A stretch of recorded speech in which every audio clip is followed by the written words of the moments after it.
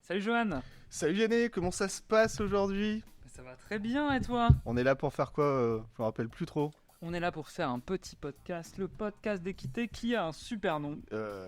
On n'a toujours pas trouvé de nom, d'ailleurs si vous voulez mettre ça en commentaire, faire des suggestions sympas, je pense que ça peut être très très utile.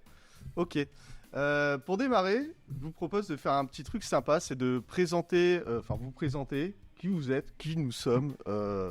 Vas-y Julien, je te laisse warm up le truc. Julien, alors moi c'est Julien Mitouk, moi je suis plutôt un techos, je fais de l'architecture, du code, du software, ce genre de trucs, du cloud, voilà. Qu'est-ce que je peux raconter d'autre? Je suis un grand fan de Dragon Ball, de Star Wars, je suis associé chez Equité depuis un peu plus de 3 ans, et puis j'enseigne aussi à l'université de Lille, le développement Java, Spring, au niveau Master 2. Petit niveau quoi. Petit Petite activité, hein, j'ai Les l'impression gens quand même. qui apprennent les bases du développement. Ok. Tu passes la main à qui? Je passe la main à Vianney. Merci Julien, bonjour tout le monde, moi c'est Vianney, je suis product owner pour Equité actuellement dans un grand groupe de bricolage. Avant j'ai eu d'autres vies, j'étais dans un grand groupe de sport, j'ai monté mon entreprise pendant 3 ans et me voici product owner. À mes heures perdues je suis aussi streamer, je fais des travaux, voilà, plein d'autres vies différentes, plein de choses qui se passent actuellement. Et je me sens qu'il y a Johan, mais tu passeras en dernier, Johan. Ouais, je m'en doutais. Julien, Allez. Pour lui, c'est numéro l'impression. 2. Bonjour Julien, numéro 2. Bonjour à tous, moi c'est Julien Starder. Moi comme vous, j'ai plein de casquettes différentes. Ma première casquette c'est que je suis entrepreneur. J'ai créé différentes boîtes, à commencer par Equité, que j'ai fondée il y a 5 ans. On parlera juste après, sachant que nous on a 2 domaines d'expertise, la tech et l'agilité. Chez Equité, à côté de ça, je suis agiliste. On en parlera aussi après. Et à côté de ça, j'ai aussi un passif de consultant où je fais de la facilitation de projet, de la direction de projet. Et sinon, je suis papa d'un petit garçon qui s'appelle Nolan, qui a 3 ans, qui est un petit peu la chose la plus importante dans ma vie. Moi. C'est mignon. Puis sinon, j'ai des passions aussi, le cinéma, le poker. Voilà, grand fanat de poker. Et puis j'aime bien boire des bières aussi, Ah, accessoirement. c'est bizarre pourquoi tu me regardes alors que je vais me présenter. En fait, quand tu parles de bière, tu me casses ma vanne. Hein. C'est ça. Et dire, moi, Je te laisse la main, J'allais- Johan, vas-y, présente-toi. j'allais dire, je m'appelle Joël et j'aime que la bière en fait, et c'est pour ça que je suis là. Le reste, il n'y a pas vraiment d'importance. En réalité, je suis le coach agile. J'ai la chance d'intervenir chez Kiabli, qui est une boîte super cool. Et je suis aussi cofondateur d'une startup qui s'appelle My Lovely Jobs. On fait de la connexion entre des experts et des boîtes très sympas. Donc voilà, pareil, je pense qu'on en a tous un problème, c'est qu'on est dans la suractivité permanente. Mais c'est cool. Et pour amorcer le truc, aujourd'hui, on va parler de l'agilité. Ça représente quoi pour nous? Et on a plusieurs types de profils. Ça, c'est top, parce qu'on pourra débattre entre côté product management, product ownership, tech, facilitation, coaching. Je pense qu'on peut faire une belle overview de c'est quoi notre vision de l'agilité. Qui veut amorcer en fait? Qui veut parler de c'est quoi l'agilité pour lui? Alors, je peux vous parler de l'agilité, c'est quoi pour Equité? Ouais. Parce qu'on a créé la société Equité il y a 5 ans avec Romain Rosevic qui n'est pas là, mais qui, à mon avis, fera partie du prochain podcast. Voilà, petit teaser et petit message. L'agilité chez Equité, c'est quoi? C'est avant tout une agilité de terrain. Donc, du coup, je parle d'agilité de terrain, à contrario de l'agilité en mode gamification, de l'agilité en mode plutôt Théorique. théorique, de l'agilité à l'échelle, voilà, où on accompagne des grosses équipes, etc. Nous, c'est plutôt de l'agilité de terrain qui est avant tout là pour rendre service aux clients, pour servir le delivery. Le but étant de mettre en prod des trucs rapidement pour servir avant tout nos clients. Ouais, je pense qu'on est tous dans ce truc-là. Hein. Moi, je me définis comme coach agnostique et les gens hallucinent un petit peu. Mais c'est quoi agnostique? C'est un rapport avec la religion? Je suis Ouais, la définition de base, c'est ça, mais c'est juste que moi, je crois en l'agilité, mais pas au framework. C'est juste, voilà, quand on réexplique ce truc-là, bah ouais, ça veut dire quoi? Moi, je m'en fous, je prends une pratique, je la trouve intéressante, je la pose, et le but, c'est rendre service au client, que ça apporte de la valeur, enfin, recentrer sur la valeur. En fait, je pense qu'on est tous dans ce truc-là, on veut que les clients, bah voilà, aient cherché la valeur, et de la valeur, et que ça sert, et pas qu'on produise pour produire. C'est marrant, ça me fait rebondir par rapport à la keynote de David Lézé à la Gilles, qui est assez cool. Et si on arrêtait de produire des softwares inutiles, et oui, c'est ça, enfin, ça sert à rien de produire des trucs pour juste se faire plaisir, ou on est content, c'est ouais, il y a de la valeur au niveau pour les utilisateurs. Et là, nous, on est content. C'est le sens du service en premier. Je pense qu'on est tous dans ce truc-là.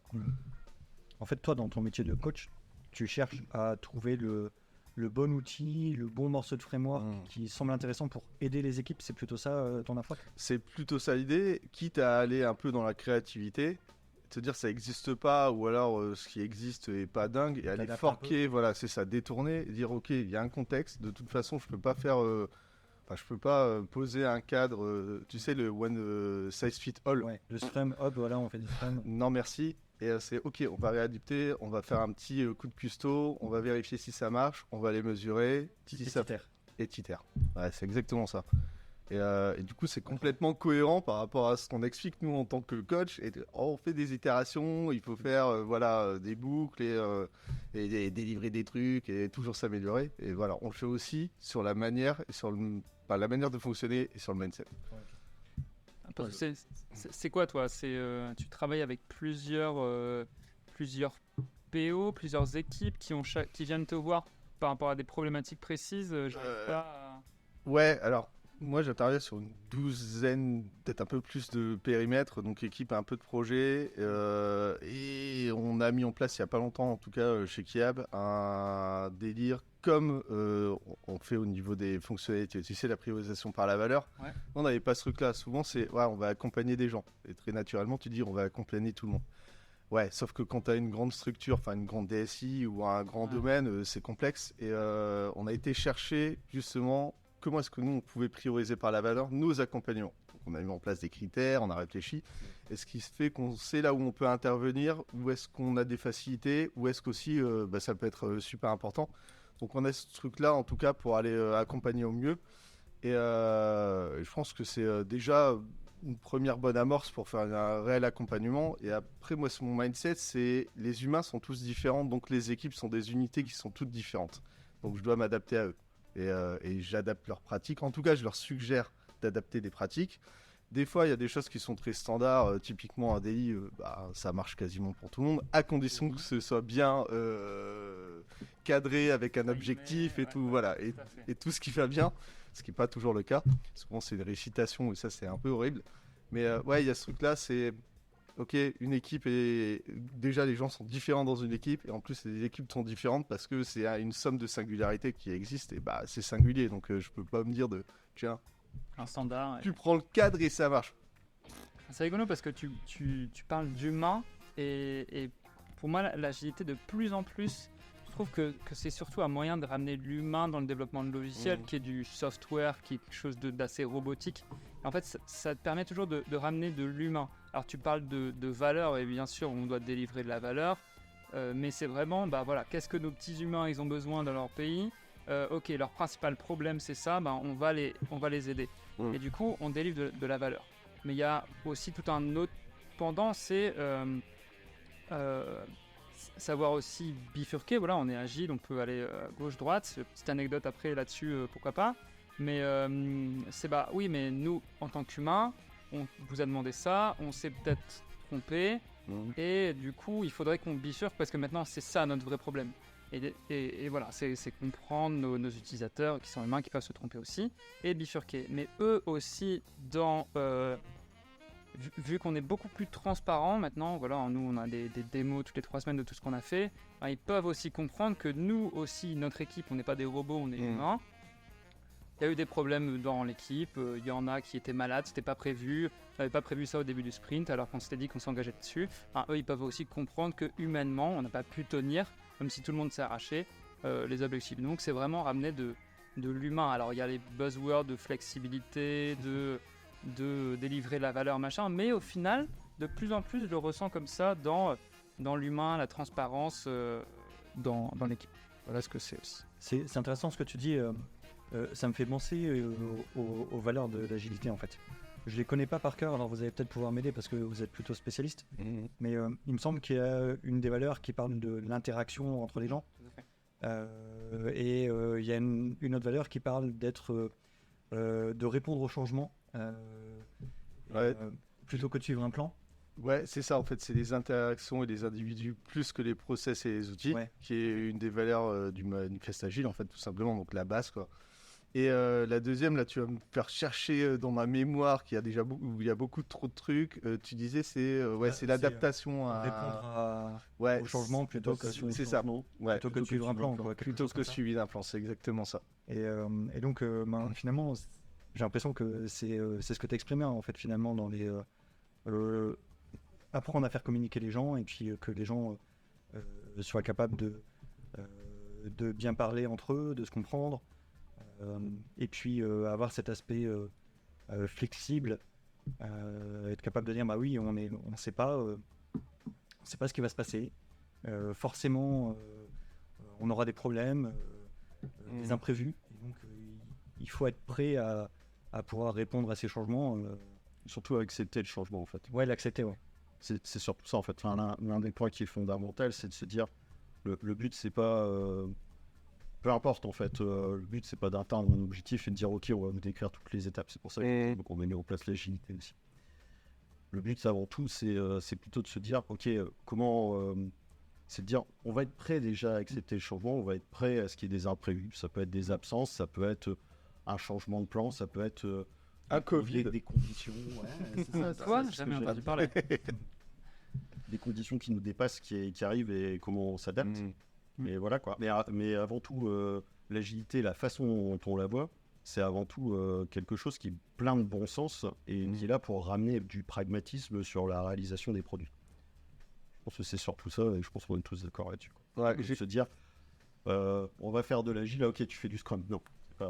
C'est pas ça. C'est pas dire on va poser un framework, on va suivre le Scrum Guide à la lettre et du coup ça va bien se passer, on va faire de l'agilité, on va être content de faire de l'agilité. Ça j'entends de plus en plus ce que tu viens de dire, le fait que l'agilité finalement c'est peut-être juste du bon sens et oui, enfin arrêtez avec vos process à la con, arrêtez d'avoir des frameworks à l'échelle où personne ne comprend en fait finalement ce qui se passe et soyez logique en fait, vous êtes là pour notre métier.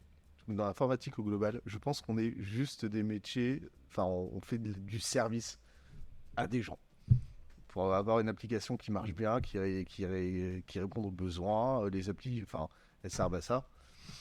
Ouais, ça faut expliquer en gros à tout notre écosystème que oui, on est des métiers de service et puis notre moyen c'est de savoir coder, de savoir organiser, de savoir budgéter, l'ensemble des possibilités qu'on a en poche quoi. C'est juste ça. Revenez. Moi j'ai été éduqué là-dessus.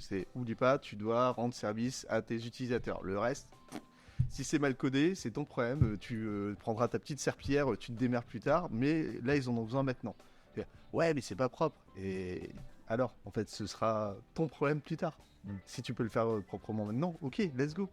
Là, c'est pas possible. Donc et c'est ce côté service-là qui est super important. C'est oui, notre taf, il est bien là. C'est qu'on a des gens en face qui attendent une fonctionnalité et on doit leur fournir. C'est juste ça. Après, bon, il y a plein de.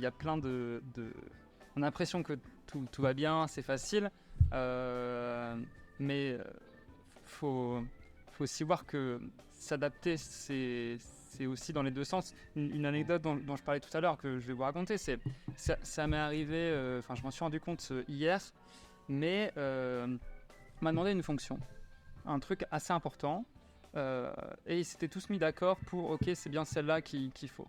Et du coup, on a engagé 1 mois et demi de boulot. Ouais. C'est une grosse épique, pour ceux qui savent, c'est une trentaine de tickets avec par ticket 5 sous-tâches.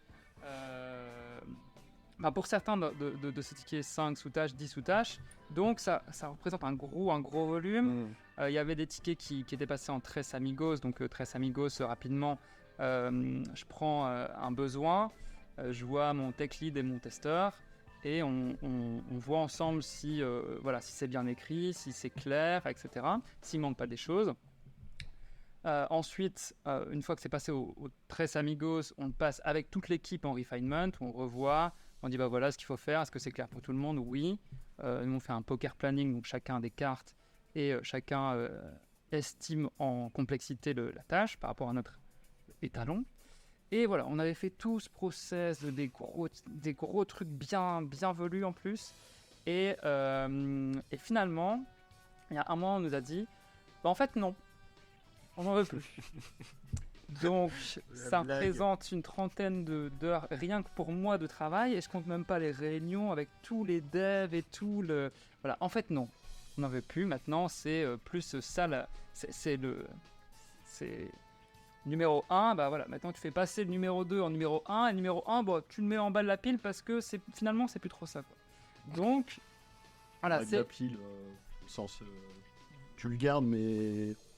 tu sens que c'est en train de sortir complètement du truc. Je l'ai mis dans mon congélateur infini, que j'appelle aussi backlog, qui aujourd'hui a à peu près 500 tickets sur, on est quasiment à 3000 maintenant, qui sont dedans. Alors il y a des trucs de testeurs, machin, qui traînent dedans depuis un bail. C'est des cas de tests, c'est là-dedans, j'en sais rien. Mais ouais, c'est un gros congélateur infini. Et c'est tellement dépriorisé que c'est devenu... dans le backlog, alors que j'ai à peu près 5 sprints d'avance à peu près. Donc je l'ai même pas mis dans les 5, j'ai dit allez hop, c'est même plus tard, quoi. Il y a des charges, quoi, c'est ça l'idée. C'est ça.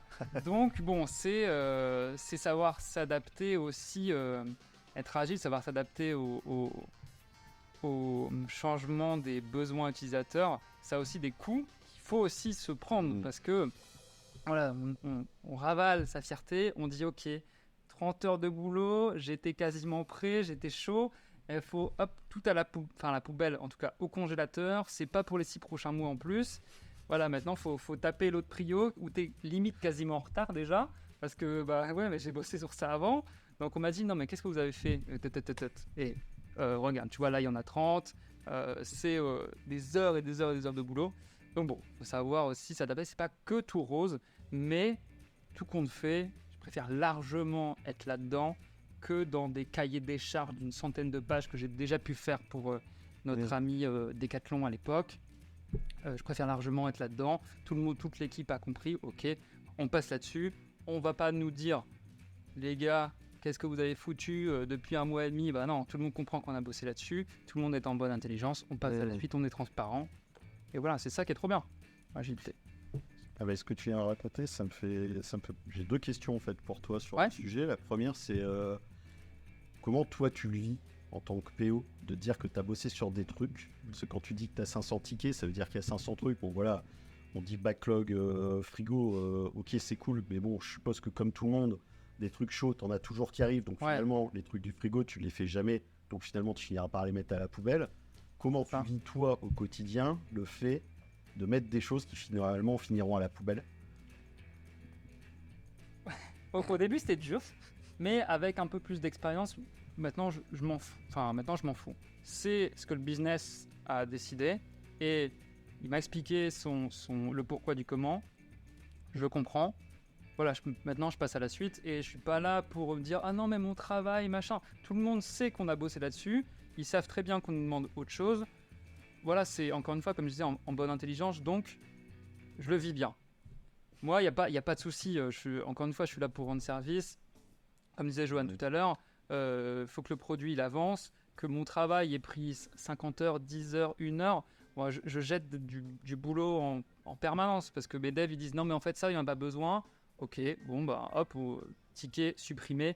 J'ai aucun scrupule à supprimer des tickets, je les mets rarement dans mon backlog. Backlog est à peu près 300 tickets, c'est des trucs de test. Les restes, c'est des choses qui sont à faire.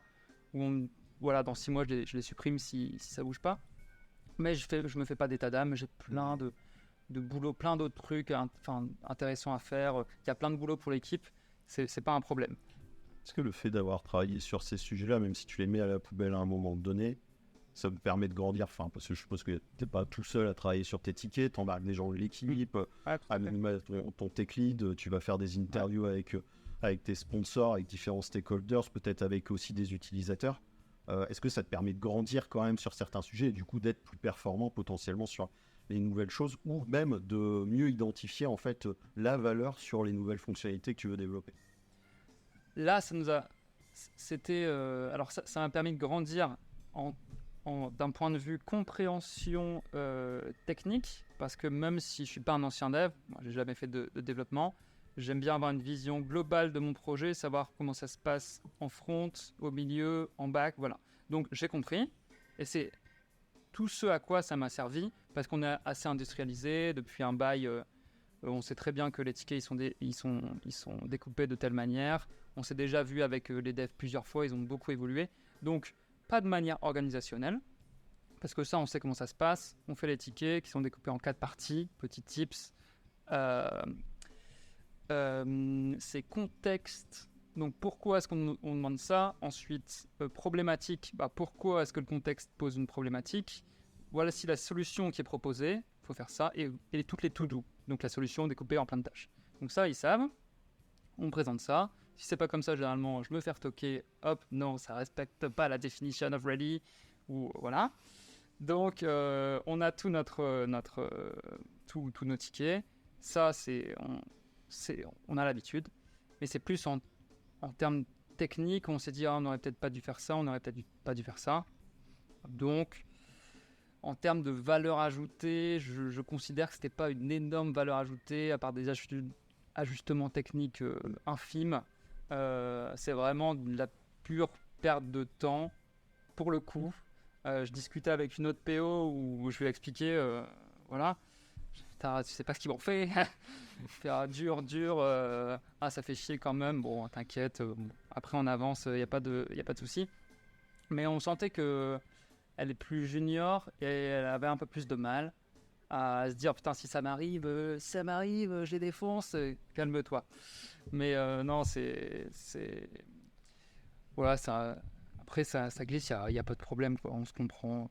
Pas de souci. Après, tu vois, c'est intéressant parce que il y a aussi l'histoire du ROI. Tu vois, tu perds une trentaine d'heures. Après, ça se calcule. Hein, tu peux presque le convertir en budget. Hein, c'est ça qui est rigolo. Au TGM moyen, il y a moyen d'avoir une vague idée de ce qui se passe.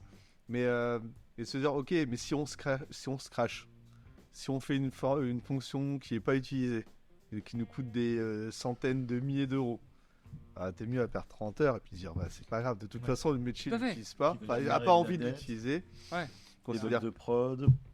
Ouais, la maintenance et tout ça, c'est pareil. Donc oui, et ça je trouve que c'est rarement bien fait. C'est de se dire ok, c'est quoi notre investissement en temps, donc de manière étendue en budget, par rapport à ce que ça va nous apporter. Je trouve que c'est super compliqué à faire, vraiment. Mais on devrait peut-être mettre le point un peu plus fortement là-dessus pour se dire ok, c'est pas grave, t'as perdu du temps, t'as perdu de l'argent, mais finalement t'en as presque gagné parce que tu vas te concentrer sur une équipe, sur autre chose qui va permettre d'aller plus loin, plus vite, donc de gagner de l'argent, donc de faire monter ton CA, hein, parce que c'est ça. Après c'est ça. Moi c'est un truc qui me fait que je trouve adorable, c'est l'hypocrisie autour de la thune en fait. Oui, les boîtes sont là pour faire de l'argent, donc oui, ton CA naturellement il arrive à un moment donné, quoi, sinon tu payes pas tes salariés, enfin c'est normal. Donc d'aller chercher la rentabilité, de dire on va vendre des produits, on va vendre notre cam et ça sert directement le business. Voilà. C'est se concentrer là-dessus, ce serait pas mal parfois. Et après, tu vois, pour rebondir sur le sujet de la rentabilité, d'expérience, moi qui ai fait des projets en waterfall avant, voilà, dans des sociétés. C'est la belle époque. Voilà, j'ai vu ça dans c'est mal et tout ça. J'ai vu ça dans un musée. De l'agilité. Aujourd'hui, j'observe un travers avec l'agilité et plus globalement le fait qu'on soit tous en régie chez nos clients, c'est que du coup, on a une équipe qui est budgétisée à l'année pour faire des trucs. Ouais. Et malheureusement, sur plein de sujets, j'ai l'impression qu'on oublie un petit peu cette notion de rentabilité et cette notion de ok, mais c'est quoi l'effort qu'on doit produire pour quelle valeur apporter? Chose qu'on se posait peut-être un petit peu moins comme question avant, parce qu'avant, on faisait du forfait. À un moment donné, si on voulait rentrer dans les petits paquets, t'as ta marge. De toute façon, c'est ça qui. Enfin, tu es obligé de marger. C'est T'as ça. pas le choix. Il n'y a pas une dérive aussi à un moment donné où bah voilà, on a une équipe, on l'a budgétisée pour l'année et les gens sont là et il faut les occuper. Ils font des Et donc trucs. ils développent des fonctionnalités qui n'ont peut-être pas de sens ou de priorité métier, mais bon, comme ils sont là, voilà, on va leur faire coder des trucs, quoi. Est-ce qu'on a déjà vu des dérives comme ça Oui. Merci Vianney. Oui. Ok, un Merci, timide, mais merci. quand même, ça fait- Oui, non, mais carrément. Enfin, je compte pas, encore une fois, je compte plus les fois où on me dit ah, faut faire ça. Non, mais c'est-à-dire, faut faire ça. Et on m'oblige à apprendre les trucs. Ouais, si, il faut faire ça, faut faire ça, faut faire ça. Encore une fois, nous, dans le process, je présente toujours, donc j'écris les tickets, machin, présente à l'équipe, et même l'équipe, elle dit non, on ne fera pas ça. Mes devs me disent au business, non, on ne le fera pas. Tu revois ta copie parce que ton truc, il est tellement absurde et d'une complexité sans nom que pour lancer quelque chose, enfin, si on se plante, on va droit dans le mur. Et en plus, il faut faire ça, c'est pour hier. Il n'y a pas de tests utilisateurs qui ont été faits sur des maquettes. Il faut directement développer les trucs. Quand tu vois que certaines choses sont développées et ne sont pas utilisées, et en fait, c'est arrivé comme ça. Après, ça se fait plus avec l'expérience, où avant, c'était plutôt, tu veux un truc, je m'exécute. Maintenant, c'est, ouais, mais est-ce que les users, ils sont OK parce que j'en ai marre de développer des trucs qui ne sont pas utilisés, juste parce qu'on est tous là, qu'il faut, entre guillemets, nous occuper. Mais encore, nous, on a de la chance, on a un boulot monstre, jusque l'année prochaine facile. On pourrait prioriser des trucs qui ont plus de sens et pas faire plaisir à une ou deux personnes dans un ou deux pays. Bon, ça arrive, ouais. Ça arrive. Ça. Pardon. Vas-y. Non, j'allais dire, en fait, pour répondre à la question de Julien, en fait, c'est un cas qu'on voit fréquemment et c'est souvent lié plus à des problématiques d'organisation qu'à des problématiques Tout à fait. liées aux produits, etc. quoi. C'est dire qu'à un moment donné, tu as une organisation qui est posée.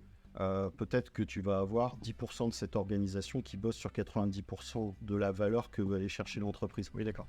Tu vois, tu vas avoir des cas comme ça. Et du coup, le 90% qui reste, il va produire des trucs. Mais peut-être que l'organisation fait que tu vas vouloir effectivement plus les occuper, plus que de leur faire vraiment aller chercher le maximum de valeur. Et après, tu vois, pour aller plus loin sur ce sujet-là, il provient aussi d'une problématique qu'ont généralement nos clients, c'est la façon de budgétiser leur projet. C'est que globalement, ça reste encore une budgétisation annuelle qui est faite en amont de l'année qui va arriver, sur laquelle ils doivent se projeter, mais sur lequel c'est compliqué de te projeter. Parler d'agilité en disant que justement, on changeait souvent de priorisation, machin, etc. Sauf qu'on change pas toujours l'organisation qui va avec, à la vitesse à laquelle on change les plans. Et c'est là où du coup tu peux te retrouver avec un truc qui est un petit peu déconnant, quoi.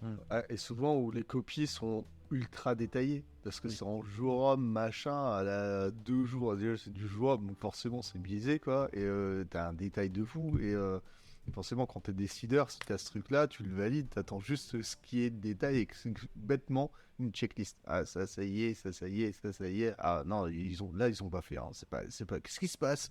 On le connaît ce truc là et c'est con, peut-être qu'une vision un peu plus globale avec un budget qui serait plus agile, ce serait intéressant. Mais je pense qu'on n'y est pas. Il y a encore une mentalité qui doit bouger. Mais j'ai pas de solution, innée hein, là-dessus. Même sur les frameworks à l'échelle, on parle de quoi? C'est sur du safe, on parle de ligne budget et tout. Enfin, ok, c'est cool. Il y a déjà des amorces pour essayer d'y arriver. Fondamentalement, j'y crois pas. Alors, parce que le truc, il doit bouger ailleurs, il doit bouger plus en amont. Mais ça reste du financier et c'est quand même très très cloisonné. Donc on a le cul entre deux chaises, quoi. Clairement, c'est ça. Hein. Après, il y a quand même une ressource. Alors, c'est une connerie. Bon, c'est arrivé ce midi parce que, bref, j'ai la chance de travailler dans le même bâtiment que ma femme. Et ma femme, elle parlait avec... C'est une chance. Oui, c'est une chance, c'est une chance. J'ai assez de chance de dire que c'est une chance. Il est gentil. Et en fait, ma femme parlait avec un de mes devs. Voilà, parce qu'ils devaient se voir, ils avaient une réunion, bref. Et du coup, moi, je les vois, je fais Et c'est ma femme, lâche-la. Déjà. J'ai dit ça. Et c'est ma femme. Lâche-la. En fait, je lui ai dit, tu me piques pas ma femme.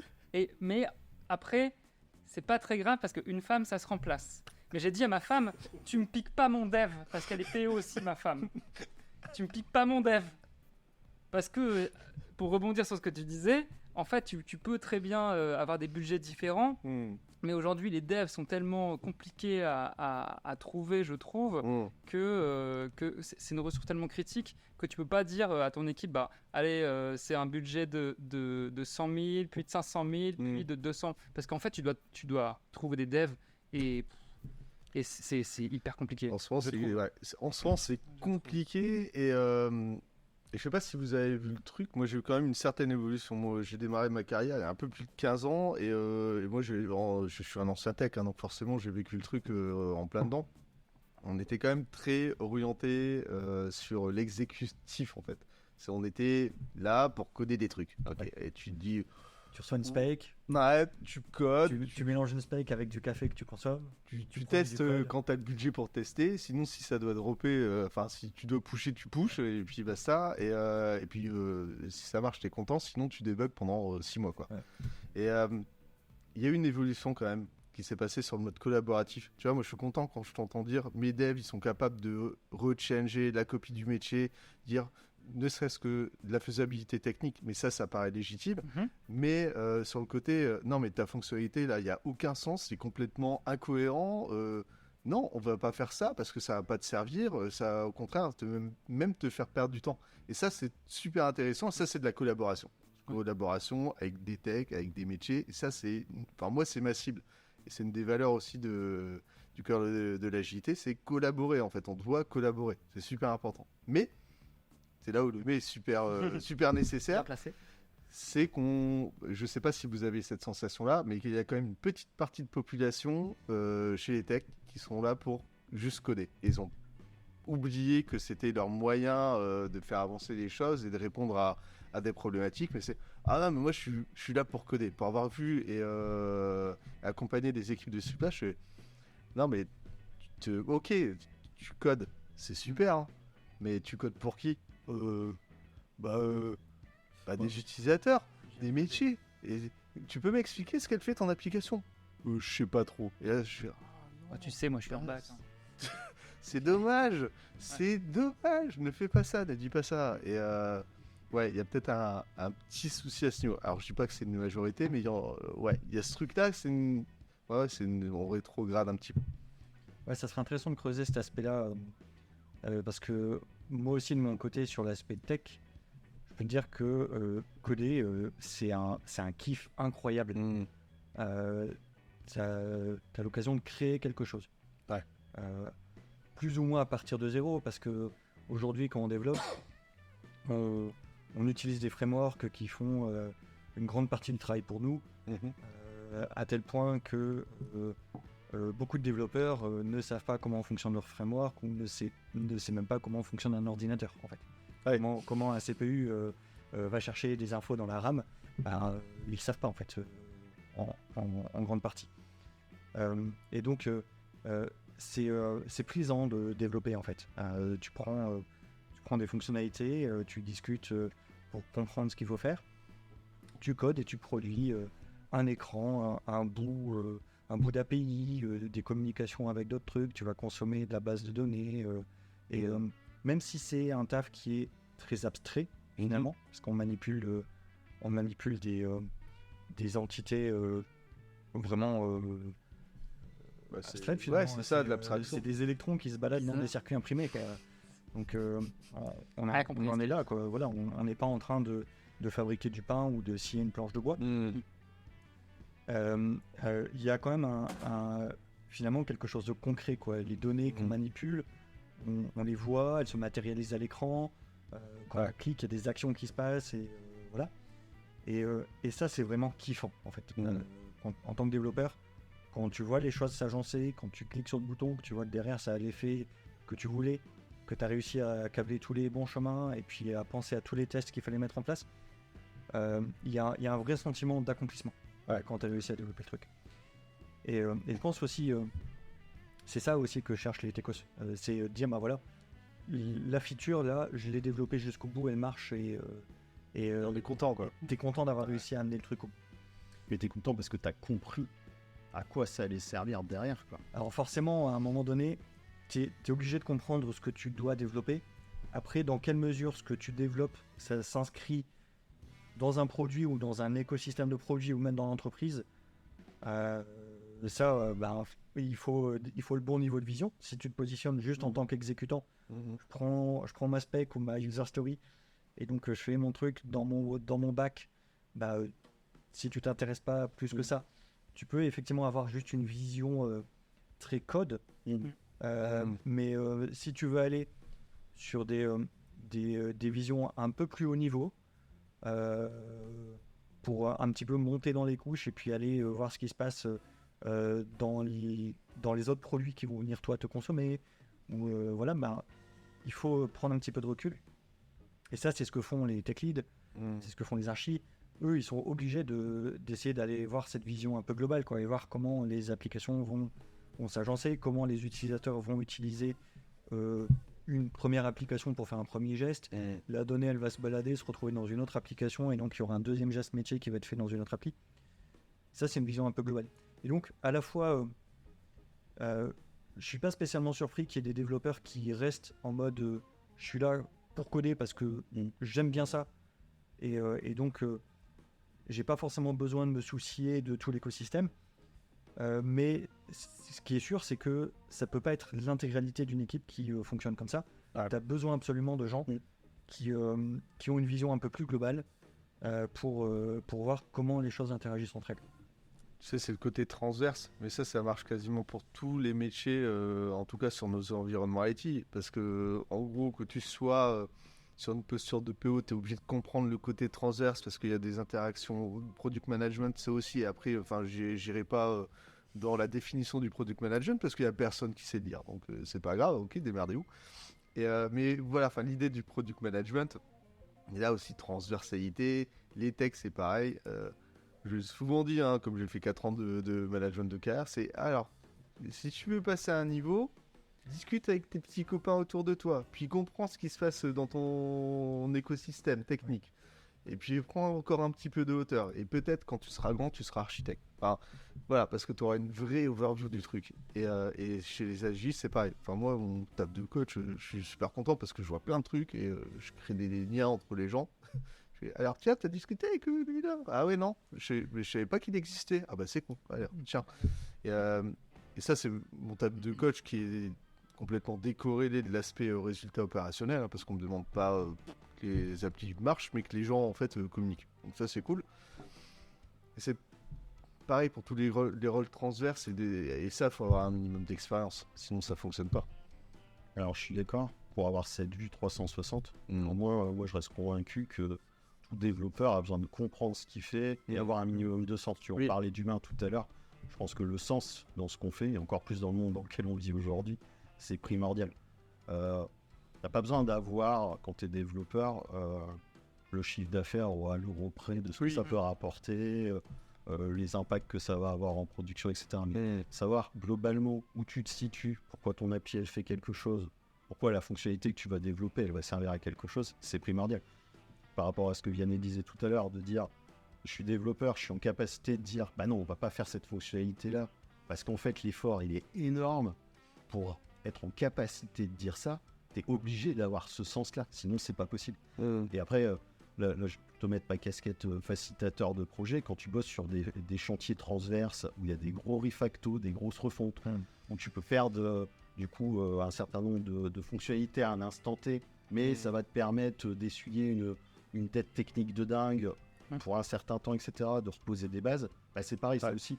Il faut travailler sur donner du sens autour de ça, et après les gens du coup ils peuvent t'accompagner, ils peuvent travailler sur ces sujets-là correctement. Et ils sont capables, en ayant compris ce truc-là, même si tout le monde ne sera pas en capacité de le faire, et je pense pas que ce soit indispensable, et je pense que ce serait une utopie de penser que 100% des gens ont cette vision 360. Néanmoins, il y a peut-être pas une majorité, mais en tout cas suffisamment de personnes qui sont en maîtrise de ça pour pouvoir aider à faire avancer les produits dans le bon sens, ça reste super important. Après, tu as l'histoire de la passion. Tu vois, moi, quand j'entends quelqu'un dire moi je fais mon taf pour je code, ok, c'est un job alimentaire ou quoi pour toi? Et je l'ai déjà entendu ça. Ouais, c'est. Ouais. Ouais, Ouais, il y parce a qu'on gagne de la thune dans l'IT, donc c'est un job alimentaire. Ouais, Je sais ça, pas- c'est- Mais ok, c'est cool. Tu Ouais, vois, le carrément. principal, c'est d'être clair et transparent. Par contre, t'as pas le côté passion. Et enfin, et après, nous, ça fait partie en plus de notre catchline chez Equité. Donc voilà, le côté passion, il permet d'être transcendant et d'apporter aussi beaucoup plus de valeur ajoutée. Enfin, moi, je suis convaincu de ça. Alors, en fait.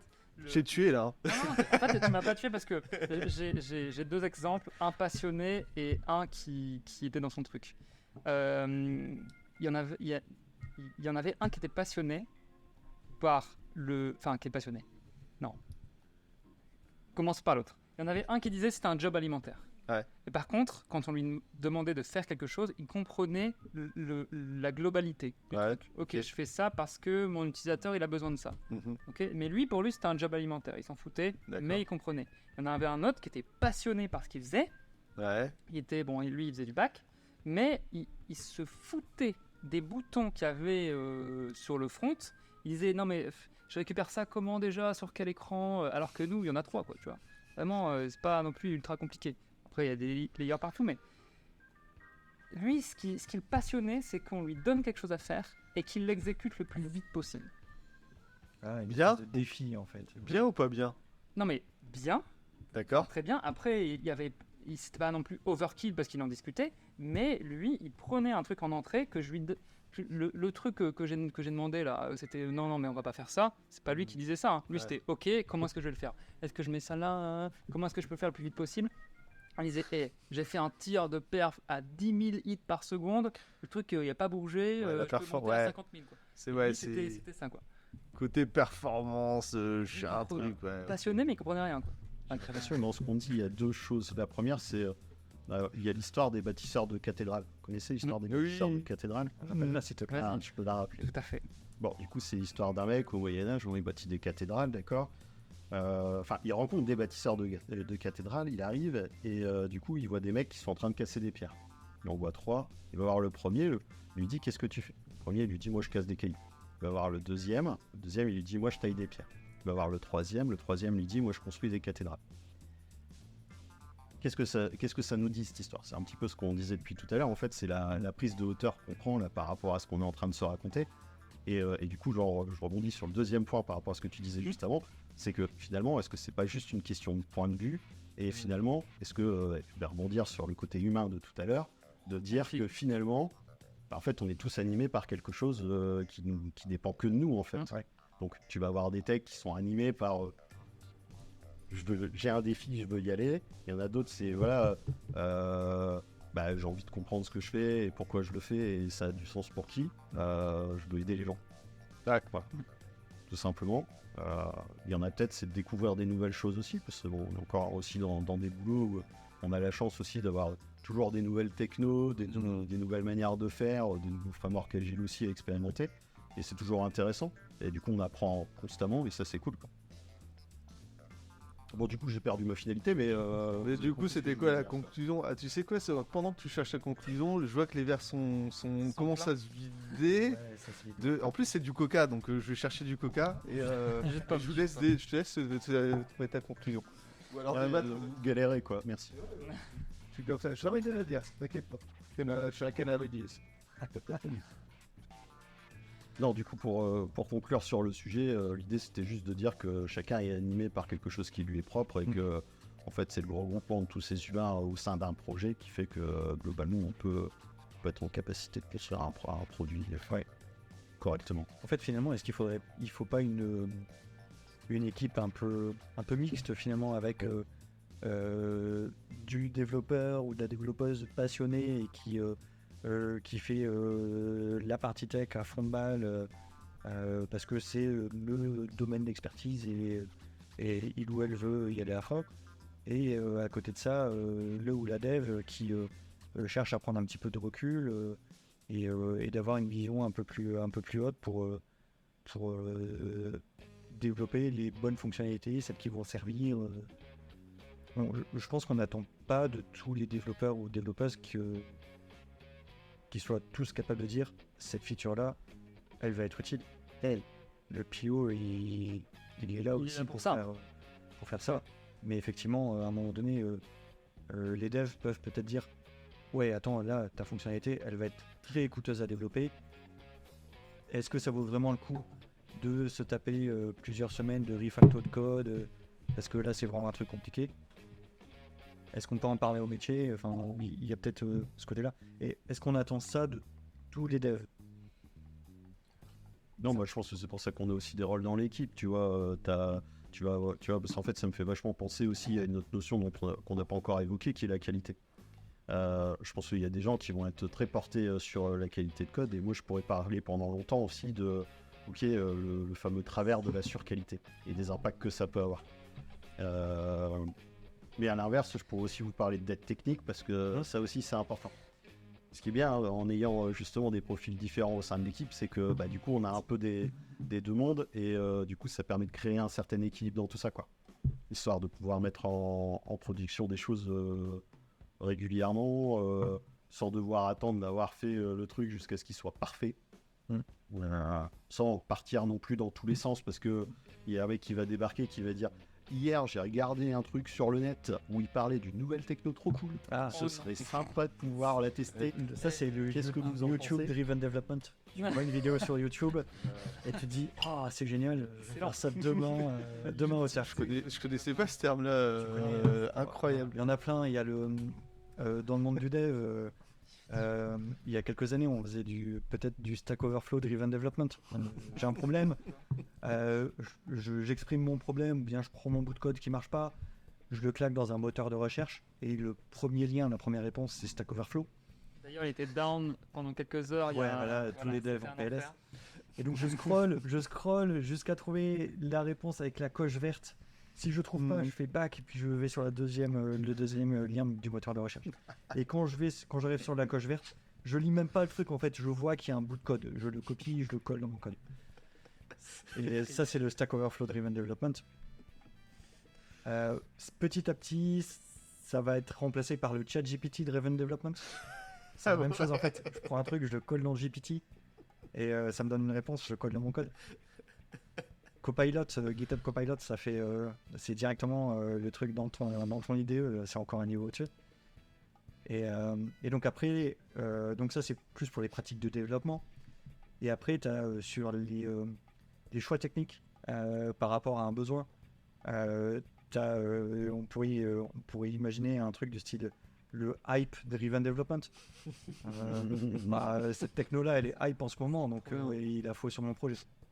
On l'a pas mal vu il y a quelques années quand côté Java et Spring, il y a eu les arrivées de la programmation réactive. Tout le monde a commencé à claquer du réactif sur les projets, et petit à petit les gens se disent ah ouais, en fait c'était un peu compliqué, on revient un peu en arrière. C'était un peu de la hype. Et puis après on pourrait aussi dire il y a le Conference Driven Development. Je vais à Devox. Je vois des présentations de super conférenciers qui font un Rex sur comment on a mis en place telle techno chez telle licorne, et il faut ça sur mon projet, quoi. C'est vraiment cool. Et voilà, on pourrait avoir le GAFAM Driven Development, en fait. Ils font ça chez Google ou Amazon. On pourrait écrire un article là-dessus. Ouais, on pourrait un peu théoriser ces façons de fonctionner qu'on peut observer un peu chez les techos, et peut-être qu'il y a la même chose aussi chez les agilistes, en fait. Faudrait voir, en fait. T'as une partie de la population qui est dans ce truc-là en mode très.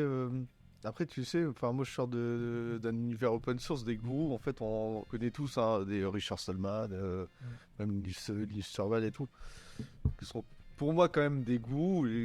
Quand ils passent, les gens sont ah ouais, trop bien. Voilà, c'est un délire. Et t'as un peu ça aussi sur l'agilité, à tort ou à raison. Je ne me ferai pas de jugement, et puis je m'en fous. Mais ouais, t'as peut-être aussi des mouvements qui existent et qui font que, par rapport à des certifications, les gens vont plutôt aller là-dedans. Et puis après, ça fait des groupes qui croient avoir la vérité absolue. Et quand tu les vois sur le terrain, des fois, c'est juste capoteux, quoi. Mais Tout peut-être simplement, pas. c'est pas adapté. ou en c'est fait. pas Quand pas tu adapté, vois- bah c'est ça. Quand Alistair vient de dire un truc en conf, parce que lui, il a mis en place ça dans sa boîte, ça a marché pour sa boîte. Tu retires en fait une essence, mais l'appliquer à la lettre, enfin moi je pense de toute façon appliquer quelque chose à la lettre, je trouve que c'est toujours con. Ça c'est ouais, Je pense mon que c'est point de valable pour la tech et pour l'agilité en fait. Enfin, les deux sont valables et d'ailleurs, ça c'est rigolo parce que lors d'une des conférences à l'agile, Johan donnera le nom du conférencier parce qu'il est fort là-dedans. J'ai entendu parler de Pragmatic Driven Development et j'ai trouvé ça super cool parce qu'en fait, le sujet c'était de dire arrêtons de produire de la feature qui n'a pas de sens. Ah oui. Et produisons de la feature qui a du sens. Faisons des softwares qui servent à quelque chose. Non, c'est la conf de David. C'est de la keynote de David. Ouais. Mais après, enfin, David, après, je suis biaisé, c'est un pote et tout. Donc, forcément, je vais avoir un avis positif. Mais ce truc-là, dire arrêtez de produire des choses qui sont pas utiles, plus il y a des choses qui existent pour arrêter de penser dans le mauvais sens. Bah ouais, enfin, c'est ça qu'on doit récupérer et dire allez, on va par là. On fait des choses qui sont logiques. C'est ça qu'on fait de la logique, on fait de l'humain. On essaie voilà, d'aller dans les directions qui vont bien, on essaie de se remettre en perspective, de prendre du recul, et ça marche pour la tech, pour l'agilité. Et est-ce que toi, dans ton métier de coach, tu as quelque chose comme ça où tu peux aller en frontal des équipes ou même des leaders et leur dire non, mais vous avez oublié là, ça Il est où se passe pour pas ça comme ça. Voilà, est-ce que vous utilisez ces outils de... Alors, j'aurais peut-être pas fait ça il y a quelques années, mais maintenant, je pense avoir suffisamment de background pour pouvoir le faire, et surtout, moi, je crois beaucoup en la sécurité psychologique. Mhm. Donc si un truc est pas ok, moi je vais lui expliquer que c'est pas ok. La personne est capable de l'entendre ou pas, c'est pas grave. Sauf que je mets pas une personne dans une posture de ah, c'était pas bon. Ah non, en fait c'est la situation qui est pas ok. Est-ce que ce que t'as fait, ça a généré quelque chose qui est pas bon. Et on s'arrête là. Par contre, oui, on va t'orienter pour que ça se passe bien. Et que ce soit des leaders, des équipes opérationnelles ou finalement n'importe qui me sollicite, bah, je vais avoir le même discours quoi. Donc ouais, enfin le côté tiens, j'ai lu un article, je vais poser une pratique et tout, j'en parle dans le talk agiliste sans soft skill que valons-nous. Alors je sais plus sur quel truc parce que ça date d'il y a quelques semaines et j'ai eu le temps de largement faire des choses depuis. Mais je parle de ce truc-là. C'est un truc que je trouve incroyable. C'est tu lis un truc sur Internet, on dit ouais c'est génial, ça marche. Trop bien. Tu dis ah ouais, bah du coup si ça marche sur mon périmètre aussi, c'est obligatoire. Eh ben non, parce que ton périmètre n'est pas le périmètre de l'exemple de là où ça s'est déjà passé. Donc réadapte-le, prends aussi des références d'autres personnes qui ont pu le pratiquer et vois si c'est adapté. Et dans l'agilité, on n'en voit pas beaucoup, hein, parce que c'est quand même de l'organisation. Alors que sur de la tech, tu as un framework, tu es là, tu prends ton portable, tu fais ah, mais je vais le tester. Et puis, oh tiens, je vais me mettre en prod. Ah bah ouais, mais non. Alors que sur des pratiques organisationnelles, c'est quand même un peu plus compliqué. En plus, tu as des humains en face qui ont des habitudes, qu'il faut aller détricoter. Souvent, on passe plus de temps à lutter, à expliquer que ce serait pas mal si tu pouvais changer, et c'est déjà dur. Alors sur une nouvelle pratique, si t'es pas convaincu, si t'arrives sans argument, je suis pas serein sur la mise en place et l'application. Tu vois, je pense que dans les deux cas, que ce soit de la tech ou de l'agilité, j'ai perdu ma phrase en fait, t'as parlé trop longtemps alors. Moi je parle jamais, je suis un gars, pourtant je parle rarement et peu. Non, ouais, c'était ça que je voulais dire. C'est que, en fait, dans les deux cas, à un moment donné, que ce soit, tu vois, un nouveau framework ou une nouvelle méthode dans l'agilité ou pareil, un framework dans la tech, à un moment donné, c'est pas fait pour faire joli. Ça a été pensé à un instant T parce que quelqu'un avait une problématique. L'important, c'est de comprendre cette problématique et de regarder, ok, par rapport à notre cas à nous, est-ce qu'on a la même problématique? Est-ce qu'on est dans des contextes équivalents? Ou qu'est-ce qui nous rapproche de ça et qu'est-ce qui fait que dans ce framework-là, je peux venir en tirer quelque chose qui soit pertinent. Tu vois, c'est ça, en fait, qui est super important. Et j'ai une petite anecdote par rapport à ça. J'ai eu la chance, du temps où j'étais agiliste dans une enseigne de bricolage, d'avoir travaillé sur la première feature team au sein de l'entreprise. Donc, ça provenait de la DSI. Donc, on était encore sur un ancien fonctionnement, donc DSI, métier, d'accord. Plus précisément, un plateau IT avec tous les IT. Ouais. Ça sentait bon. D'avoir les PO en troupeau dans une salle et d'avoir les business explosés aux quatre coins des bâtiments, machin, etc. Et nous, ce qu'on avait fait, c'était qu'on avait fait une feature team où on avait mis toutes les personnes sur un périmètre donné dans la même salle pour travailler sur le sujet. On avait même été récupérer des UX/UI qui étaient dans un studio externalisé, je sais pas où à l'époque, et du coup, on les avait tous mis ensemble. On a travaillé, on a tenté plein de choses, on a beaucoup itéré pour arriver à quelque chose qui fonctionnait à la fin. En tout cas, j'avais l'impression que ça fonctionnait bien. Bon, ce qui était cool, c'est qu'à une époque, du coup, il y a des gens qui nous ont regardés et qui se sont dit « Putain, c'est cool ce qu'ils font. Est-ce que vous pouvez, s'il vous plaît, nous poser sur 50 slides votre organisation pour qu'on aille la répliquer partout ?» Sauf que, en fait, on a fini par envoyer une présentation PPT, effectivement, mais juste avec un slide et un mot qui était humain. Et en fait, derrière, on a été expliqué le pourquoi du comment, parce qu'il y a des gens qui n'étaient pas contents quand ils ont vu ça au début. Et en fait, on leur a expliqué, oui, on pourrait vous poser noir sur blanc tout ce qu'on fait à l'heure actuelle. Mais c'est pas parce que nous, on le fait qu'ailleurs, ça marcherait.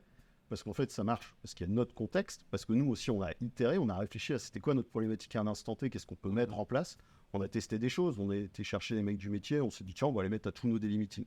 Bon, ils comprenaient rien à ce qu'on faisait, donc du coup, on a fini par les dire, c'est bon, venez plutôt à nos démos une fois de temps en temps, et on va faire des daily élargis une fois toutes les semaines, toutes les 2 semaines. Comme ça nous permettra de vous donner des informations, et vous aussi nous donner des informations sur ce qui est en train de se passer, sur l'utilisation du produit, etc. Ouais. Et voilà, mais c'était par rapport à notre contexte. Donc le sujet, on va revenir à ce que tu disais tout à l'heure, après pas dire il faut poser un framework pour poser un framework, c'est débile, que ce soit un framework du marché ou que ce soit du custom, mais c'est de dire, ok, itérons quoi. Après on peut poser une base. Je pense que des gens qui n'ont jamais fait d'agilité, ça ne regarde que moi ça me semble intéressant d'aller faire du Scrum pour démarrer. Pourquoi ? Parce que Scrum c'est assez normé, c'est assez drivé, etc. Donc quelqu'un qui n'a jamais fait d'agilité de sa vie, pour faire monter une équipe complète sur le sujet, ce ne sera pas efficace du premier coup. Voilà, il ne faut pas s'attendre à des résultats au bout de 3 semaines, soit avec des sprints de 2 ou 3 semaines. Mais en tout cas, ça permet de poser des bases. Et après, il faut itérer. Et peut-être qu'en fait, les gens, au bout de 2 ans, ils se retrouveront à faire des sprints d'une semaine en new estimate, par exemple. Ouais, mais tu as raison. Après, tu vois, sur du Scrum, peu importe, on peut avoir des débats infinis là-dessus. Moi, je suis convaincu que sur du monoproduit, sur un produit from scratch, ouais, c'est adapté. Par contre, sur de l'existant et des parcs applicatifs, par exemple, c'est chaud. Mais c'est là où on fait du custo et peu importe. Le truc que je vais retenir dans ce que tu viens de dire, c'est ce qu'on a fait, c'est qu'on avait des gens qui étaient dispatchés. On les a réunis pour faire de la collaboration. En fait, c'est juste ça qu'il faut retenir. C'est les gens, on les fait parler, quoi. Enfin, moi, c'est un truc que j'ai répété pendant des années, c'est mais vous savez pas parler, en fait, mais ouais, mais il est dans le bureau à côté. Bah, en fait, c'est pas grave. Tu marches. Ouais. Et tu vas le voir. Ouais, mais j'ose pas. Bah, tu prends une crampe, c'est pas grave, tu viens me voir. Moi, j'irai. Peut-être que le gars, il a pas de dispo. Peut-être ça peut être des raisons qui sont valables ou pas. Mais parle avec ton petit copain à côté. Mais sinon, comment tu veux faire ? Oui, je vais lui envoyer un mail. Non, on va discuter. Et ça, c'est juste ouf. C'est la collaboration, elle part juste par ce contact humain. On est des animaux sociaux. Dans le travail, c'est applicable aussi, quoi. Et les gens l'ont oublié. Oh, mais non, en fait, moi, je suis bien devant mon écran, tranquille. Ah non, le contact social est super nécessaire, il est même vital, quoi. Peut-être que pour lui, c'est le master dans ce qu'il fait, du coup, il peut pas aller le voir. Ouais, je sais, ouais, peut-être. Ouais, des barrières psychologiques, ou alors il faut prendre des escaliers et faire un peu de sport. C'est ça, ça c'est compliqué. Après, tu vois, on va revenir sur il faut tout pour faire un monde, il faut tout pour faire une équipe aussi. Oui. C'est qu'en fait, on peut pas demander à tout le monde non plus d'aller discuter avec l'ensemble de la Terre, tu vois, c'est toujours un peu difficile. L'important, c'est surtout d'avoir au moins quelques personnes qui sont en capacité de le faire, et peut-être de se faire porte-parole, tu vois, de l'équipe pour aller discuter de droite et c'est ça. Et pour revenir sur le sujet organisationnel, le fait de prendre tout le monde et de les faire travailler ensemble, c'est bien. À l'échelle d'une entreprise, c'est plus dur. Les relations, elles sont d'une complexité telle que en réalité, quand tu fais ça, tu coupes d'autres liens en fait. Parce que les gens avant, ils avaient l'habitude de travailler avec d'autres personnes qui voient moins. Et du coup, c'est d'arriver à trouver le meilleur équilibre entre les deux mondes pour pouvoir se dire, ok, c'est quoi l'organisation où globalement, je vais créer le moins de liens avec l'extérieur pour pouvoir faire quelque chose qui est le plus efficace possible. Tu vois, c'est aussi un truc, hein, immédiatement, moi, ça me fait penser à la loi de Brooke. Je sais pas si ça vous parle. Pas du Il me semble que c'est ça. Hein. Je me mets le doute tout seul, c'est rigolo. Qu'est-ce que la loi de... Et la loi de Brooke, c'est quand tu as une personne et une autre personne, la communication, elle est simple. Tu mets une troisième personne, ça te fait un petit triangle. Tu mets t'as un carré, mais t'as aussi des interactions comme ça. T'en mets une en plus, en fait, ça se complexifie. Quand on a 12, ça te fait une magnifique rosace qui représente, alors j'ai plus le nombre, mais je sais pas combien d'interactions possibles. Donc à l'échelle d'une entreprise, si tu t'attends à faire communiquer tout le monde, je pense que ça fait un vilain plat de spaghettis qui est juste imbuvable. Et c'est pour ça que, globalement, il y a aussi ce truc de... On considère que les équipes doivent être à taille humaine avec... alors, je sais plus, enfin, si c'est Scrum qui dit 6 personnes, 8 personnes max, ce qui est déjà pas mal. Et après, ouais, t'as l'agilité à l'échelle, mais moi, je donnerais pas d'avis, parce que là, on rajoute des équipes qui doivent communiquer aussi ensemble. Et là, on a une super nébuleuse, mais le but, c'est de simplifier les interactions. Et il y a des solutions qui existent, mais elles sont pas simples. Non, c'est le truc. Mais oui, la loi de Brooke, c'est rigolo. Vraiment, on aime bien les rosaces, le niveau de complexité en termes d'interaction, c'est fou. Et le dessin, il est... en fait, tu comprends que c'est... Ouais, tu peux pas, en fait. Il y a trop de complexité dans les interactions. Il y a trop de gens. C'est ça. Il y a trop de gens. Moi, je voudrais réagir sur ce que tu disais justement, sur le fait que les gens créent un framework, que ce soit tech ou agile, pour répondre à leurs propres besoins. Mais des fois, il y a aussi des expériences de pensée ou des choses qui sont juste théorisées mais jamais mises en place. Il y a des frameworks techniques qui sont développés et qui finalement ne répondent pas forcément à des besoins précis parce que c'est de l'expérience qui est issue de la recherche, etc. Et donc, arrêtez-moi si je dis des bêtises, hein, mais il me semble qu'une entreprise plutôt suédoise qui fait du streaming de musique en ligne, il me semble que cette entreprise a théorisé un modèle d'organisation agile quelque part sur un blog, etc. Oui. Quelque chose qu'ils ont peut-être jamais vraiment pratiqué.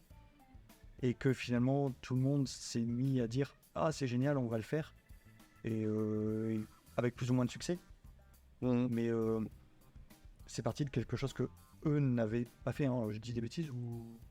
alors, le fameux modèle Spotify. Moi, je sais pas du tout. Je sais pas du tout. Honnêtement, je sais pas du tout si ça a été réellement appliqué chez Spotify. Ça, c'est une question que je me pose. Non, moi je peux te confirmer que ça n'a pas été. Ça n'a pas été appliqué. Bah ouais. Mais c'est comme. Enfin, c'est comme toutes les grandes théories. En réalité, c'est ça le truc. C'est ah ouais, génial, j'ai une idée de génie. Oh, on pourrait faire ça. Ou regarde, je vais écrire ça sur un blog. Bah ouais, mais. Mais ça peut rester une réflexion, une expérience de pensée qui dit bah, voilà. Peut-être que dans un monde idéal, l'entreprise, si elle s'organisait comme ça, ça pourrait marcher. Et puis, tu sais, t'as le même truc avec le framework Fast Agile. C'était qui? C'était toi? Non, c'était... Framework Fast Agile, c'était 2 jours de... C'était de build. Je sais plus, mais bref, enfin, je sais plus qui chez nous a écrit un truc et il y a eu une interview et tout. Et moi, je me rappelle du truc qui est complètement hallucinant, c'est que le mec a dit, il y a des choses qui existent, qu'on a écrit, on pense que c'est ok. Je sais pas si c'est toujours pratiqué ou peut-être, mais je laisse à disposition et démerdez-vous. Maintenant, faites évoluer le truc. Et donc peut-être que ça peut marcher dans votre entreprise, mais peut-être pas. Alors par contre, la différence, tu vois, avec Fast Agile, c'est que ça a été appliqué. Tu vois, de base, en fait, ça provient d'un mec qui l'a vraiment testé dans une entreprise, qui lui a laissé les moyens de le faire. Et qui lui a laissé beaucoup de liberté. Et il y a beaucoup de concepts autour de ça qui sont plutôt liés au forum ouvert, etc. Du genre, ça démarre quand ça démarre, ça finit quand ça finit. Et basé énormément sur de l'auto-organisation. Donc ça commence par globalement il n'y a pas de rôle, les gens s'auto-définissent, etc. Et tout ça sur des grosses équipes, hein, genre une centaine de personnes. Donc, les gens ils arrivent à se déterminer des rôles, des machins, etc. Il y a quand même une espèce de cadre qui est posé, mais néanmoins voilà, c'est un peu ce sujet. Et du coup c'est un poil différent Après, ça rejoint le côté voilà, ça existe, ça marche comme ça, vous en faites ce que vous voulez. Je pense que tu vois, si on revient sur le sujet Sans de garantie. Spotify, même si j'ai pas toute l'histoire autour, je pense qu'à un moment donné, il y a des gens qui ont pensé à quelque chose pour répondre quand même à des problématiques. Tu vois, même si c'était de la théorie pure, ils ont quand même essayé d'aller quelque part quoi, par rapport à ça. Donc, je pense, enfin voilà, après moi je reste toujours convaincu que toute essai, toute expérimentation autour de ça est bonne à prendre, et après on en fait ce qu'on veut, quoi. Et du coup, on peut reprendre des bouts ou essayer d'appliquer aussi. Voilà, l'important surtout, c'est de revenir un petit peu sur par rapport à ce que Vianney disait tout à l'heure. On s'adapte si ça fonctionne pas, quoi. Ça peut être parce qu'on change de prio et que du coup on met à la poubelle tout plein de trucs de boulot, ou ça peut être parce que on a tenté de mettre en place un framework, ça n'a pas marché, et du coup on revient en arrière, quoi. Ce qui est bien, c'est d'échouer rapidement. Oui. Il faut se voter Ça, le plus oui, vite ça, possible c'est ça. pour faire Merci. réagir. Oui, carrément. Non, mais tu peux avoir une théorie en fait qui est magnifique dans ta tête et à un moment donné, tu Ouais, te je sais. confondes jamais au terrain. Bah, ça reste une utopie ou une idée. Il faut que tu sois capable de dire ouais, ça marche ou pas. Et ça, c'est le principe de l'expérimentation. Ça fait partie aussi des techniques d'innovation. Ça marche aussi sur de la pratique agile ou sur de la tech. Donc ouais, il y a ce truc-là, tester. Et puis oui, casse-toi la gueule vite.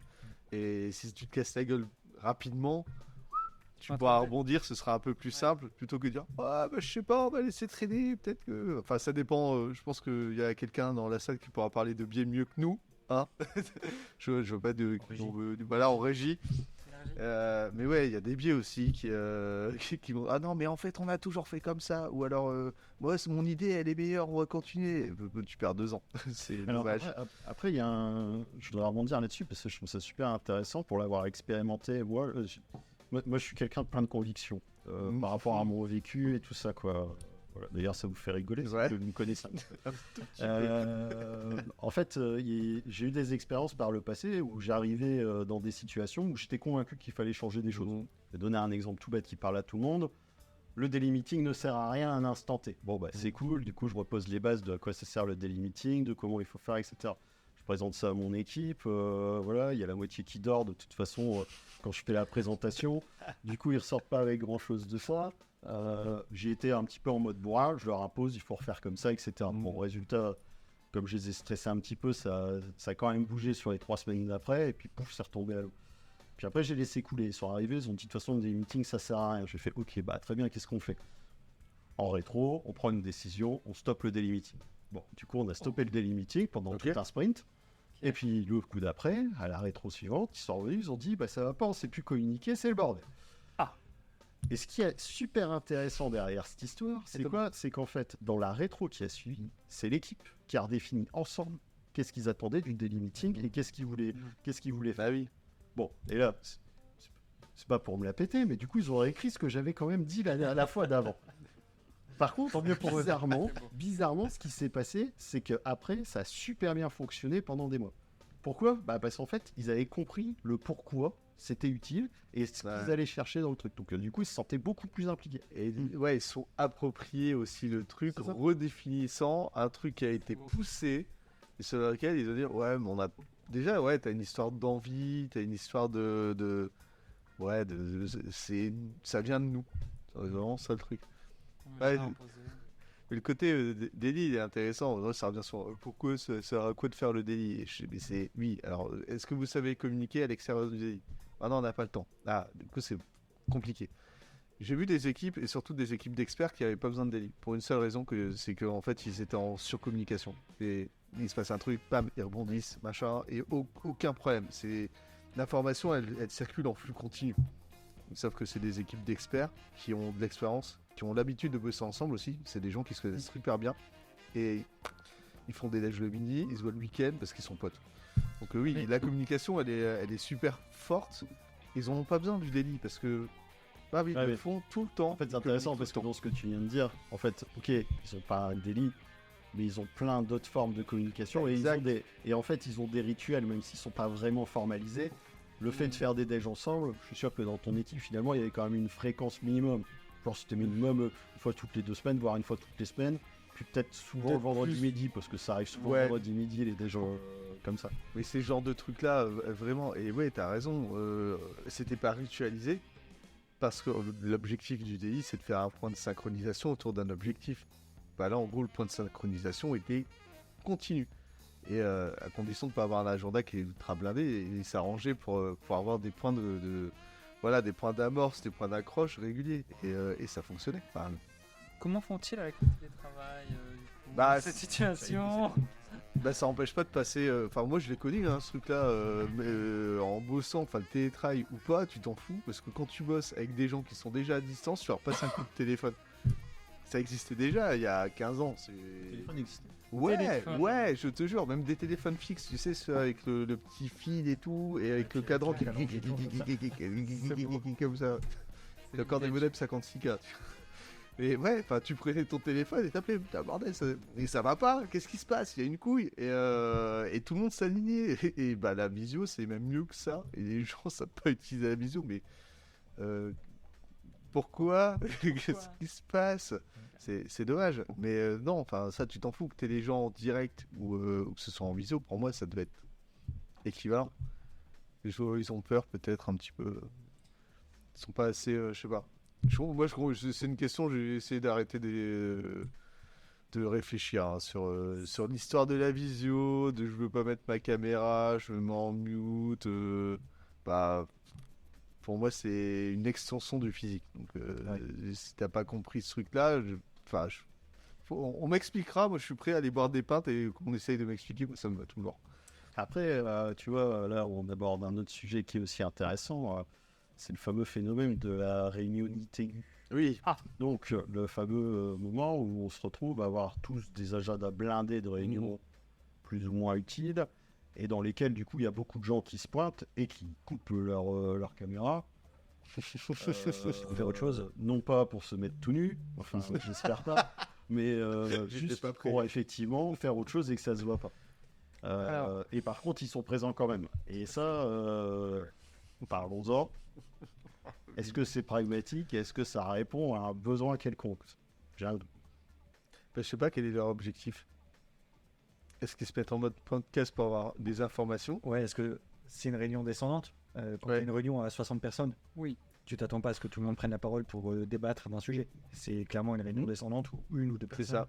descendent de l'information. Après, tu peux avoir des réunions de travail, des réunions où tu prends des décisions, où chacun expose des arguments, et à la fin, une décision qui est prise. Ça, à 4, 5, raisonnablement, ça peut se faire, mais dans ce cas-là, t'es pas caméra éteinte et mute, parce que tu participes activement au truc. Et donc, après, ouais, tout ce qui est réunion d'information, etc., moi, je comprends que des gens qui ont été invités sur des réunions où tu as énormément de gens, où tu es peut-être pas forcément concerné parce que toi, tu n'es lié qu'au truc par juste un tout petit lien. Et donc, bah, tu es là sur la réunion d'1 heure, il y a 3 minutes qui t'intéressent. Ça a été fait dès le début, bah voilà, mais tu restes connecté pour être poli. Je pense que Ouais, Mais c'est encore, ça. est-ce que c'est poli de rester connecté Et physiquement, est-ce que tu y serais allé? Est-ce que cette réunion physiquement à 40 elle aurait eu lieu? Est-ce que physiquement, bah, tu n'aurais pas été quand même sur ton laptop en salle de réunion? Parce que ça, on l'a tous vu, hein, des réunions, quand tu es à 10 dans une grande salle, bah, on a la moitié qui est sur son laptop en train de faire quelque chose. Donc, ça change pas grand-chose, quoi. C'est juste que, comme c'est dématérialisé, on peut faire des réunions à 180, c'est hyper cool. En fait, bon, sur les 180, il y a 170 qui vont pas écouter. C'est ça. Ouais, après, tu vois, j'ai plus l'impression que dans ce que Johan disait, c'est plus on fait des réunions de travail, sauf que malheureusement, les réunions de travail, elles finissent pas à 5, elles finissent à 25. Et qu'effectivement, dans les 25, il y en a 20 qui sont plus en venant prendre des informations, mais même pas des informations de ce qui se passe pendant la réunion, mais de la finalité de la réunion. Oui, Et en fait, rendu. exactement. Et tu vois, moi je trouve que c'est pas gênant. Moi je le dis, hein, ça m'arrive. Hein. Enfin, notamment, sur des phases d'observation que je réalise C'est différent. quand je fais du shadowing, tu vois. Non, mais moi, je veux pas que les gens se disent on attend quoi de Johan alors que je fais juste du shadowing pour essayer de comprendre ce qui se passe dans les équipes. shadowing Définir. C'est. Ah non, mais c'est pardon. Je suis Ok, Johan. je suis Ok, Johan, définir Alexa, shadowing. ok Google. C'était magnifique ça, je suis pas prêt. Shadowing, c'est plus des phases d'observation où tu essaies de te faire le plus discret possible pour comprendre et là tu le mets en marche ton Cache écoute dans- active. Ouais, d'accord. mets C'est dans un voilà, coin, c'est tu ça, t'es t'observes. caché derrière un bosquet, tu fais je regarde la réunion, T'observes, tu comment prends ça des se passe notes. et tout, et tu prends des notes. Mais faites comme si j'étais pas là. Et du coup, moi je prends des notes de ouf, ce qui me permet d'analyser et de faire le point avec les personnes en disant voilà ce que j'ai observé. Est-ce que ça te paraît cohérent? Enfin, c'est un peu le délire du psy d'entreprise, quoi. Ce qui fait que j'ai complètement perdu mon fil. Non, j'annonce malgré tout le fait que je reste dans la réunion en mute et en caméra off. Et qu'ils doivent essayer de m'oublier. D'accord. Mais ça, je le dis pour être complètement transparente, pour pas que quelqu'un dise mais c'est qui? Parce que des fois, ils savent pas qui je suis. Pourquoi il réagit pas? C'est qui cette personne-là qui est dans notre réunion, personne l'a invité, qui l'a invité? Il y a forcément une personne qui m'a invité.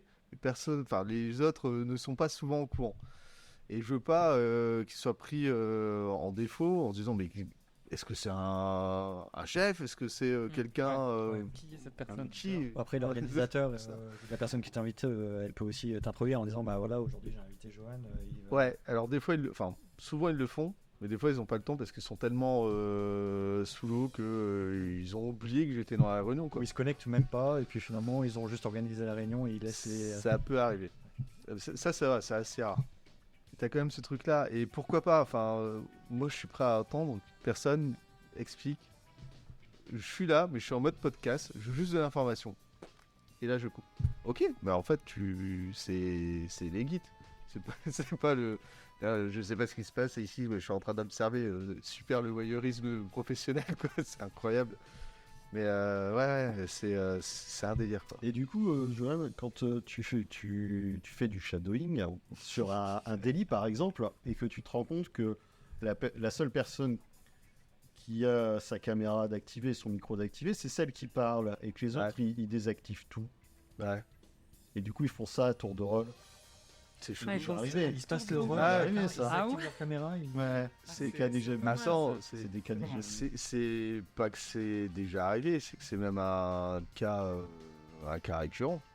Des équipes qui sont avec toutes les caméras ouvertes, avec des micros. Enfin, le micro, tu t'en fous parce que chacun est à tour de rôle si on veut, ça c'est pas grave. Et des caméras ouvertes, il y en a très peu. Bon, en visio, c'est ça le truc. Et j'ai arrêté de râler parce que ça fait 3 ans que tout le monde est censé maîtriser un petit peu le sens de c'est quoi une visio. C'est juste un remplacement d'une réunion physique. Donc voir ta gueule, ça change rien parce que c'est comme si tu mettais un masque en fait en physique.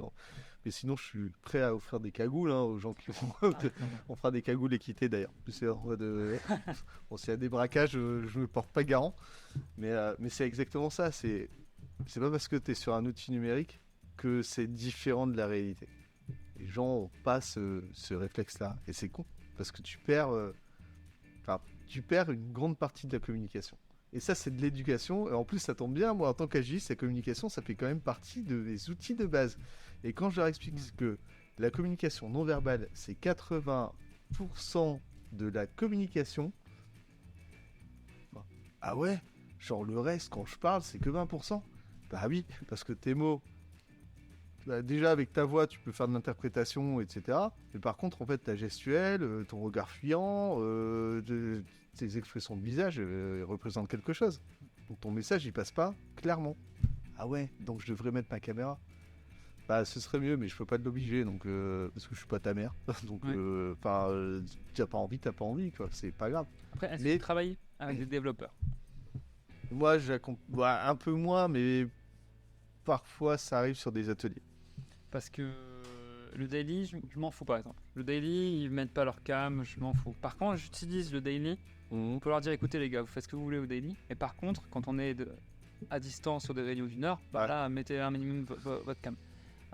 Après, donc ça c'est première chose. Après, sur les réunions pour revenir sur ce que tu disais, il y a de plus en plus la règle des 2 pieds chez moi. Si Ouais. t'apprends rien, tu vires, et t'as rien à apporter, tu vires. Donc il y en a de plus en plus qui font ça dans l'équipe. Ouais. En fait, j'ai rien à faire là, donc je pars. Après, je m'autorise aussi à virer des gens. Alors, Oui. quand tu vois Ok. Viens, déconnecte-toi s'il te plaît. non, mais en physique, Non, je Un pense qu'il a dev le qui est droit, là. tu sais, donc il a- et qui fait littéralement des châteaux de cartes avec les Ban. cartes poker planning, T'es sérieux? il y a un problème. Donc, T'es sérieux? au revoir. Enfin, t'as rien à faire. Tiens, là. je t'ai Ah ramené non, une boîte mais de moi- Lego. Non, mais je fais pas de château de cartes si t'as rien à faire. Tu Ah, pars. Après, on en a frère, parlé. voilà. On s'est dit, écoute, moi je comprends rien au bac, je savais très bien que la moitié de la réunion c'était du bac, pourquoi est-ce que tu me fais rester? Pourquoi est-ce que tu restes? Ouais, mais je suis invité, mais tu devrais me mettre en facultatif. Ok, je vais mettre les formes, je vais te mettre en facultatif. Voilà, bon, après c'est un peu des négociations. Mais c'est beaucoup comme ça aussi avec les devs, où tu leur lâches un petit peu ça pour reprendre le côté, et c'est la négociation permanente. Voilà, après c'est un petit peu notre métier. Tu vas à des réunions dans lesquelles il y a 200 personnes juste pour être là, pour faire de la politique. Après c'est un peu notre métier de PO, où tu es là, tu prends la parole une fois sur 2 heures de réu, 3 heures, 4 heures. Voilà, tu prends tes infos, toi tu fais autre chose. Oui. Mais il y a cette partie-là de notre job, en tout cas nous, PO, politique quoi. Politique, un petit peu. Ouais, mais après, ça fait uniquement partie de ce que tu fais dans ton product ownership pour aller pour avoir Représenter finalement- l'équipe. Ouais, tu représentes l'équipe, un produit, zen quoi. Yes. Mais ouais, après, tu as d'autres visions, hein, parce que sur les visions d'entreprise avec des visios où il y a plein de monde, c'est autre chose, mais sur des trucs qui sont des purs moments d'équipe, tu vois, c'est un poil moins entendable. Parce Oui, tout à fait. parce qu'en physique, ça n'existe pas.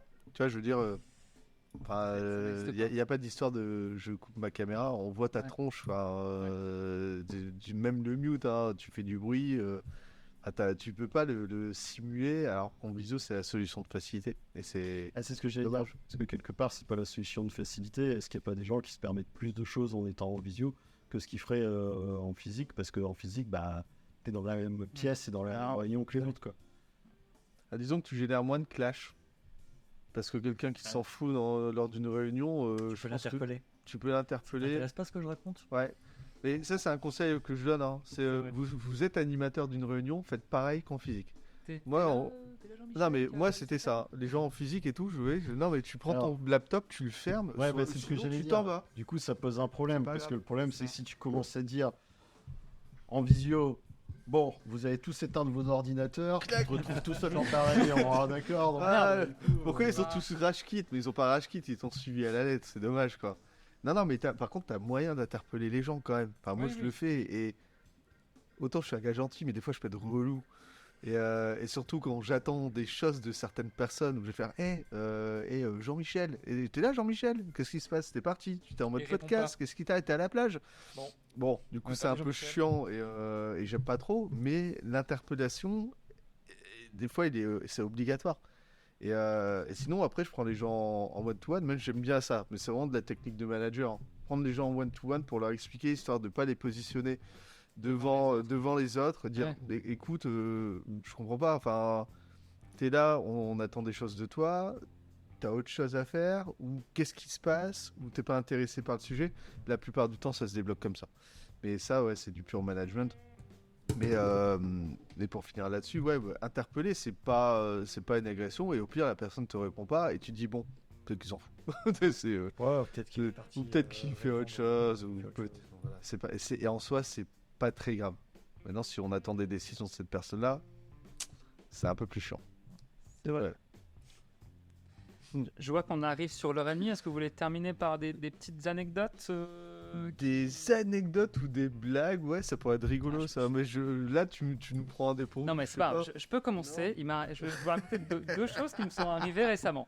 La première chose, c'est les réunions qui ne servent à rien.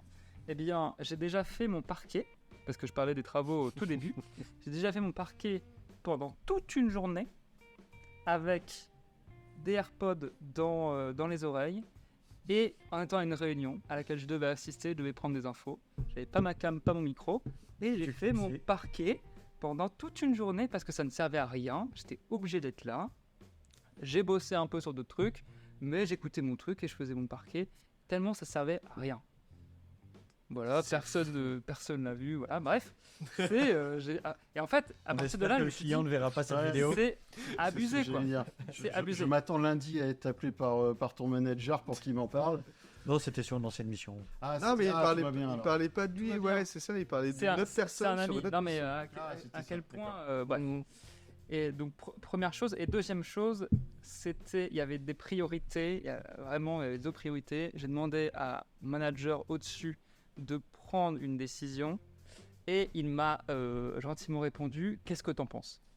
Mais il faut décider, gauche, droite, qu'est-ce que t'en penses? Mais voilà, je veux pas, qu'est-ce que j'en pense? Prends une décision, c'est ton rôle de gérer ça, prends une décision.